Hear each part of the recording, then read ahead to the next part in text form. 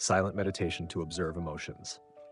1. The storm within. Have you ever felt overwhelmed and didn't even know why? A heaviness in your chest, a knot in your stomach, a quiet pressure behind your eyes, no specific reason, no big event, just a weight like a storm forming inside. We all know that feeling, and often we try to outrun it, distract ourselves, numb it, busy ourselves until it fades. But the truth is, it doesn't really go away.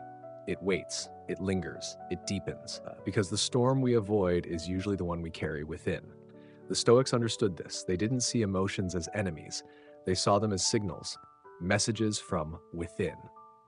Marcus Aurelius, one of the most powerful men in history, wrote not about conquest, but about clarity, about calming the mind, about watching thoughts like clouds, coming and going without needing to chase or resist them. He asked himself, is this something in my control? Is this thought helping me or hurting me? In other words, he didn't suppress emotion, he examined it.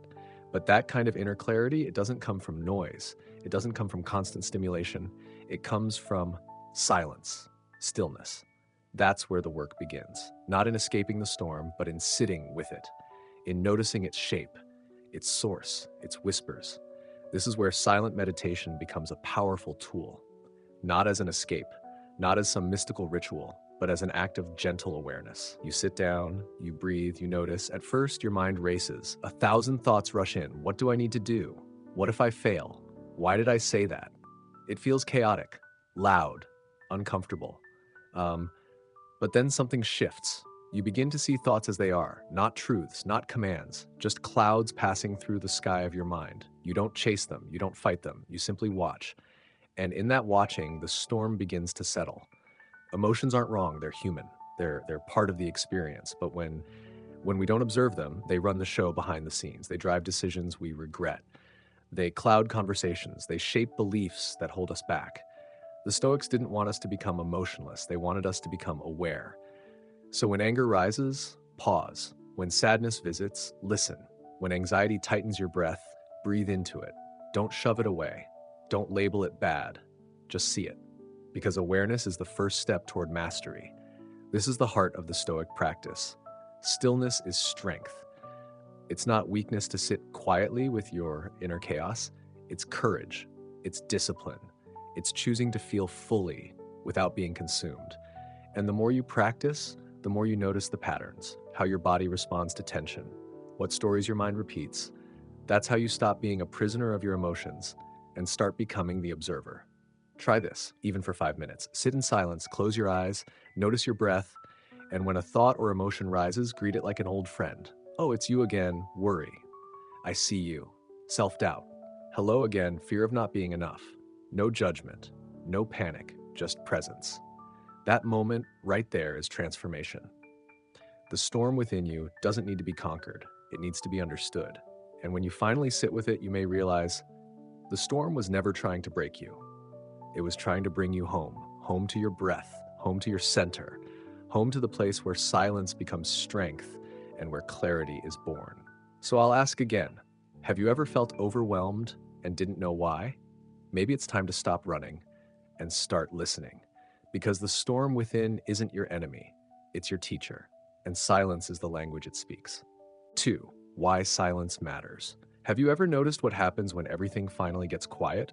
No music, no notifications, no scrolling, just silence. At first, it feels unfamiliar, maybe even uncomfortable, like walking into a dark room and not knowing where the light switch is. But if you stay long enough, if you let the silence settle around you, you'll begin to hear something else. Not the world outside, but the world within. Because in silence, distractions fade, but the inner noise rises, and that's when things get real. Thoughts you've been avoiding, questions you've been too busy to ask, feelings you've buried under routine, they all show up, not to scare you, but to be seen, to be heard, to be understood. And this is why silence matters so much. It's not about absence, it's about presence. Stillness is not empty. It's full of everything we usually drown out with noise. And in that space, you start to uncover the deeper truths. What am I really feeling? What have I been running from? What matters most right now? The Stoics knew this. They didn't chase silence for peace and quiet alone. They sought it for clarity. Self-awareness, according to Stoic wisdom, is the foundation of self-mastery. Because how can you direct your life if you don't understand your thoughts? How can you control your response if you don't know your triggers? How can you live with virtue if you never pause long enough to reflect? Marcus Aurelius, the Roman emperor and philosopher, wrote pages of personal reflections during the stillest moments of his day. He used silence to return to himself, to filter out the noise of ego, power, and politics, and focus on what was truly under his control: his thoughts, his choices, his values. He didn't write for anyone else. He wrote to see himself more clearly. Because silence is like a mirror. It reflects what's really there, not what we pretend, project, or post. But here's the thing: most people avoid silence because they're afraid of what they'll see. And yet, what if what you see is exactly what you need? Not to judge, not to shame, but to understand. Only then can you begin to shift, to grow, to let go. In a world that screams for attention, choosing stillness is revolutionary.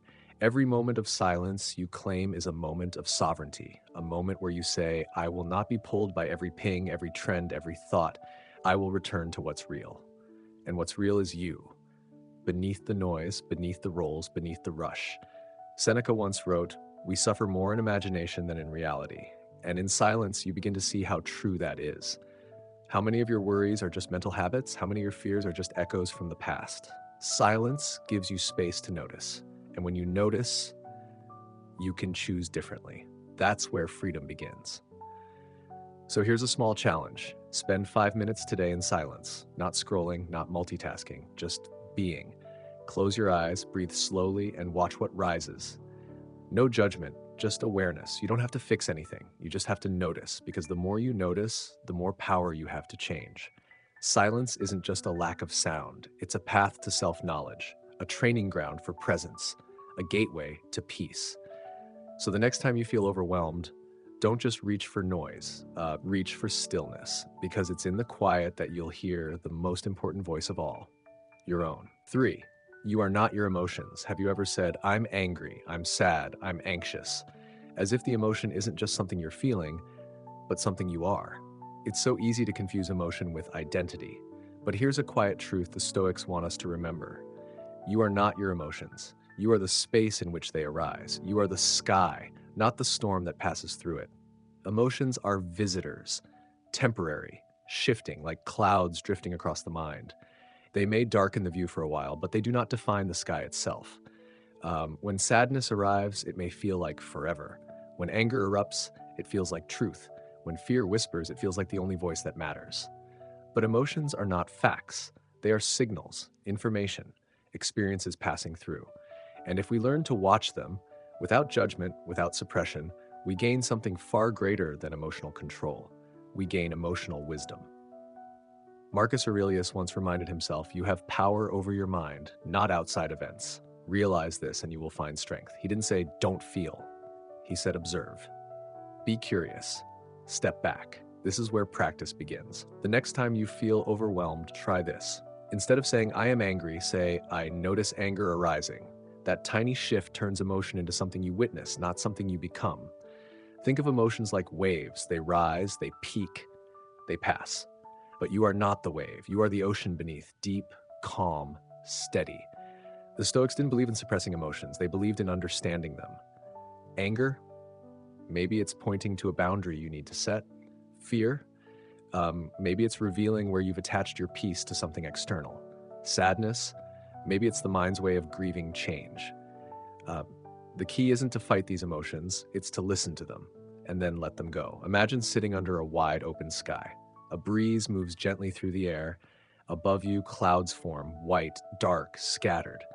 Each cloud is a thought, an emotion, a memory. You don't grab them, you don't chase them, you just watch. That's mindfulness. That's stoic clarity. You're not trying to get rid of the clouds, you're learning to let them float by without losing sight of the sky. So what happens when we stop identifying with our emotions? We make room. Room to respond instead of react. Room to choose instead of collapse. Room to breathe, even in the heat of feeling. This is the beginning of emotional freedom.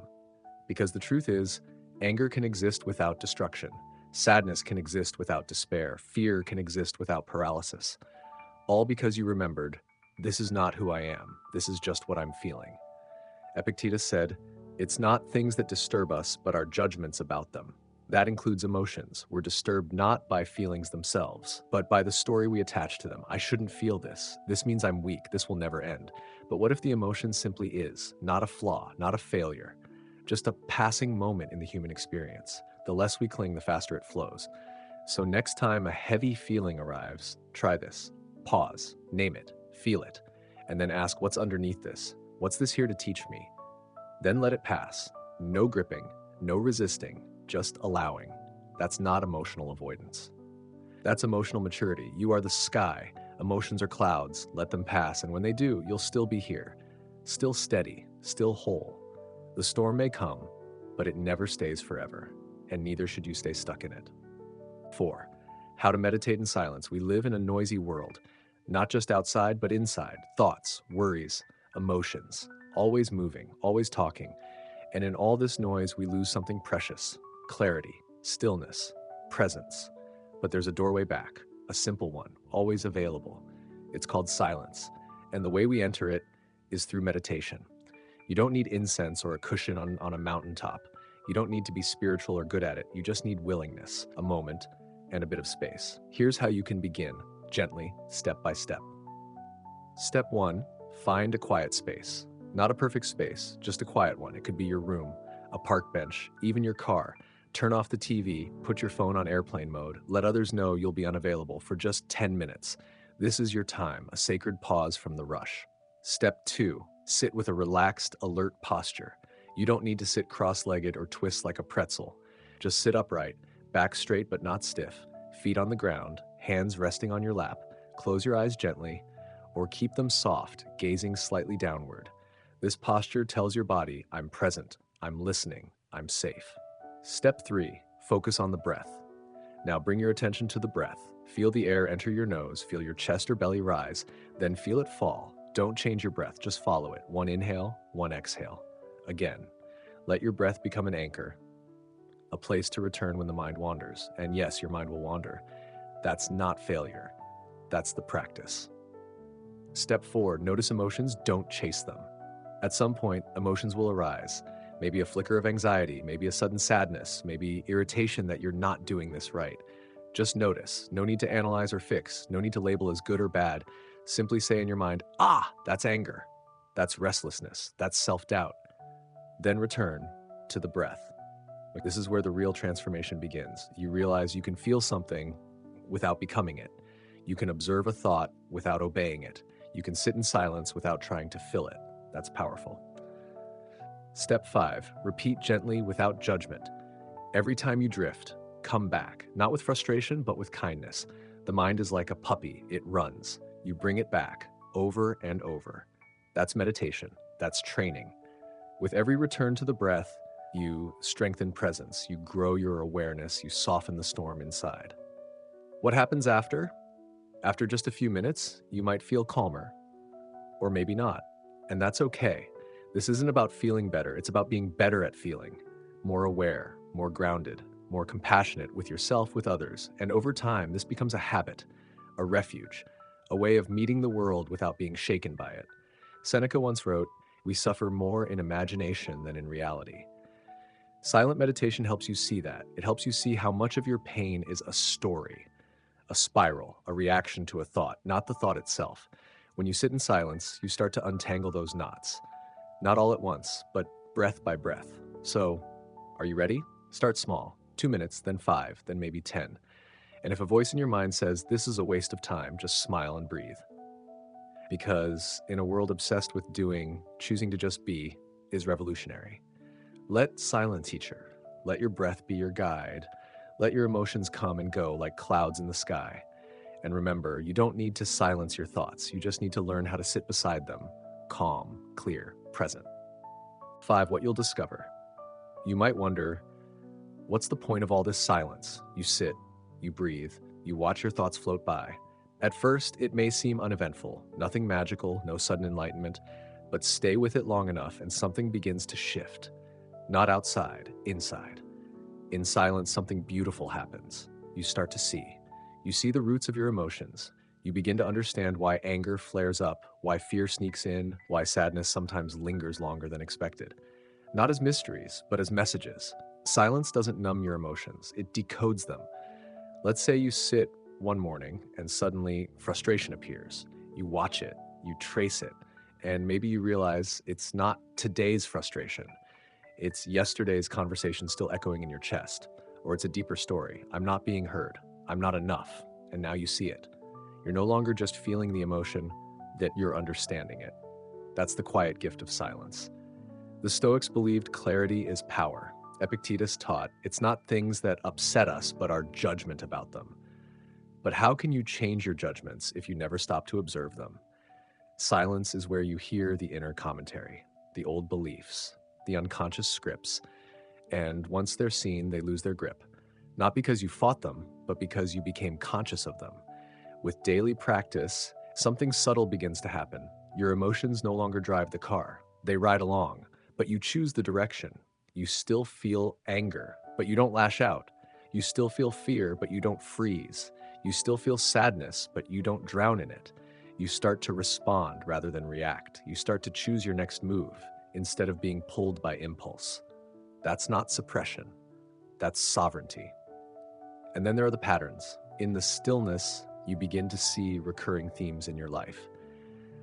I always tense up when I feel judged. I always chase distraction when I feel lonely. I always rush when I feel I'm not doing enough. Before, these patterns ran in the background. Now they're front and center. And once you notice them, you can pause. You can interrupt. You can choose a new path. It's not about becoming emotionless. It's about becoming emotionally fluent. Like learning a new language. You begin to recognize what each emotion is really saying. Fear might be asking, is this safe? Anger might be shouting, where's my boundary? Sadness might be whispering, something needs to be healed. You stop fearing emotions and instead you listen. And sometimes what you discover is even more surprising. You're actually okay. Beneath the busy mind, the endless to-do lists, the self-criticism, there's a calm presence, a quiet strength, a still part of you that has always been there, just waiting to be noticed. This is the space Stoicism invites you into, not to escape life, but to meet it, fully awake.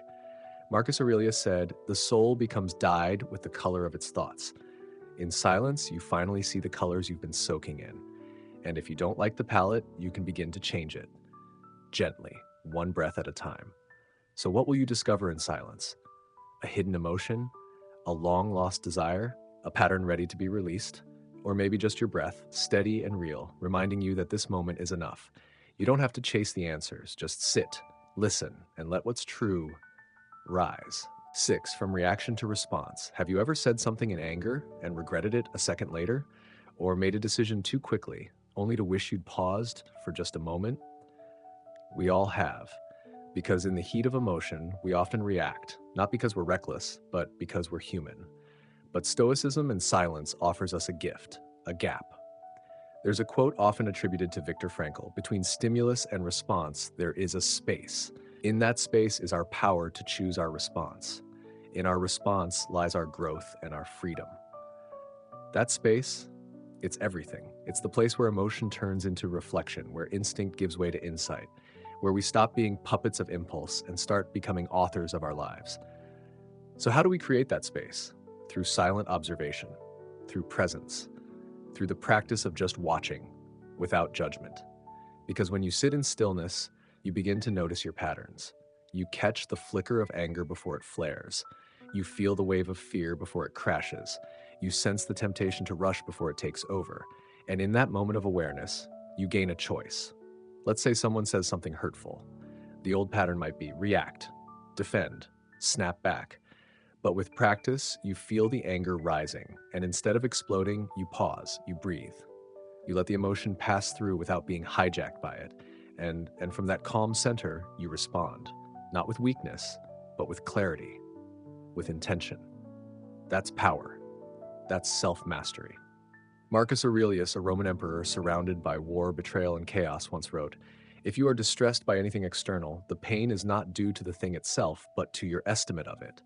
And this you have the power to revoke at any moment." In silence, you learn to revoke the old reactions. You reclaim your authority over how you show up.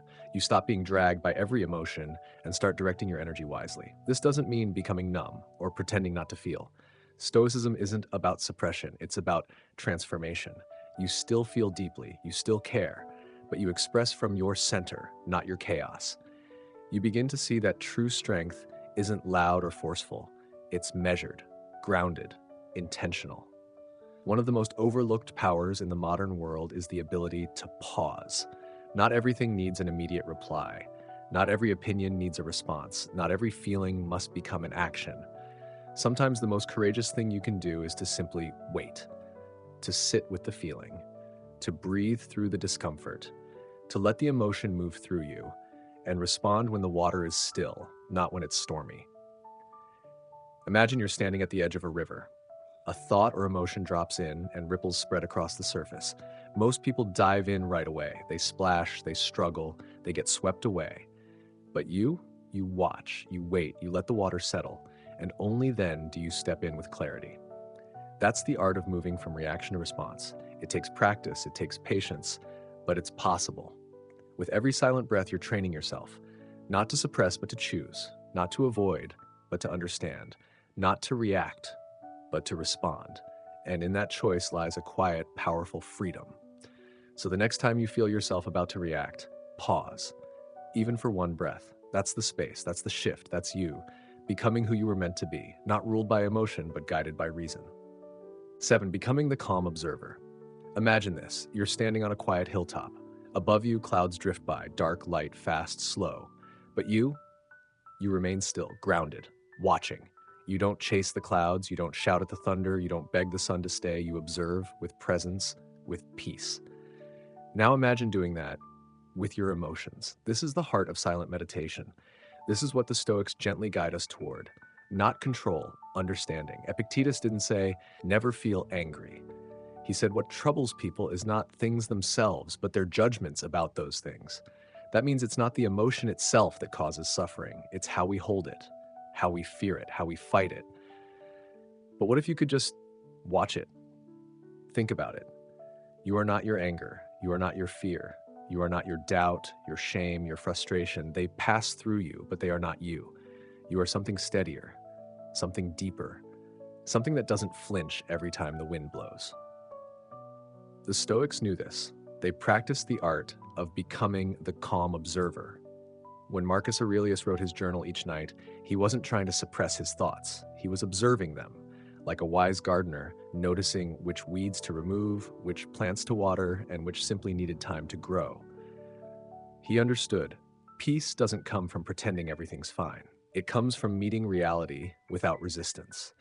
And that's what silent meditation gives you, a chance to step back, to watch the patterns, to feel the emotions without being swept away by them.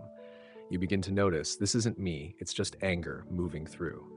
This isn't who I am, it's just a thought passing by. This isn't permanent, it's just today. And that shift, it's everything. Let me offer you a powerful image. The mind is like a sky. Thoughts and emotions are the weather. Sometimes it's sunny, sometimes it's storm, sometimes it's gray and quiet, but the sky, it remains unshaken, expansive, whole. And you, at your truest, are not the storm. You are the sky it moves through. That's the practice. You sit in silence and the storm comes. Maybe it's worry, maybe it's sadness, maybe it's restlessness or boredom. But instead of reacting, you breathe. Instead of judging, you observe. Instead of running, you stay. And the storm passes, not because you forced it, but because all storms eventually do. So many of us go through life trying to fix every feeling, to fix ourselves, to fix others, to fix the moment. But what if the most healing thing wasn't fixing, but understanding? To say, I see you, anger. I see you, fear. I see you, grief. And then to gently return to your breath, to return to now, to return to peace. The goal isn't to become perfect, not to never feel angry, not to always be calm. The goal is simply this, to stop being afraid of what you feel, to stop fighting yourself, to begin understanding your inner world one breath at a time. That's what the Stoics were pointing to. Not cold detachment, but warm awareness. So ask yourself, can I sit with this moment without needing it to be different? Can I feel this feeling without turning it into a story? Can I breathe right now without needing to fix anything? If the answer is yes, even for a few seconds, then you're already practicing the art of the calm observer. This is the path, not toward control, not toward perfection, but toward understanding, toward wisdom, toward a peace that doesn't depend on everything going right. It begins in silence, and it begins with you.